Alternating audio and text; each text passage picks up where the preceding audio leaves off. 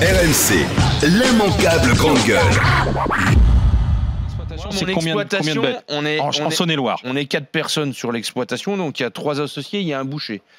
Je fais naître 110 veaux, c'est des vaches charolaises, il y a 110 mères, donc la suite qui va derrière, et il y a une partie de la production qui passe dans la boucherie, qui est vendue en direct, et l'autre partie se retrouve livrée au commun des mortels, et je vends des vaches 3,50. Mais moi, quand le GIEC dit l'élevage bovin intensif... C'est quoi les vaches 3,50 que... 3,50 €. 3,50 € le kilo de carcasse. C'est-à-dire le même prix qu'une réforme laitière. Quand le GIEC dit l'élevage intensif menace la terre, à la fois je me sens pas concerné parce que moi je suis un producteur de bovins à l'herbe. Je suis pas concerné, mais n'empêche que je suis dans la même tambouille. Je suis dans la même tambouille que je suis dépendant de la PAC. Moi j'aurais envie de dire le consommateur qui dit mangez moins mais mangez mieux. Mais payez mieux et faites-moi vivre quoi.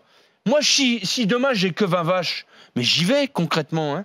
Mais faites-moi vivre avec 20 vaches et je vous produirai avec 20 vaches quoi. Non, mais 110 vaches c'est pas beaucoup. Nous, quand on parle de l'agriculture et d'élevage intensif, on parle de la ferme des 1000 vaches. On parle, mais bien sûr, c'est ça dont on parle. On parle de ce qui se passe au Canada ou aux États-Unis. Non, mais vous avez raison de me demander de préciser, mais quand on parle d'intensif, c'est ça le problème. C'est pas intensif au sens extensif, positif, on peut utiliser ce terme-là positivement en agriculture d'un point de vue écolo.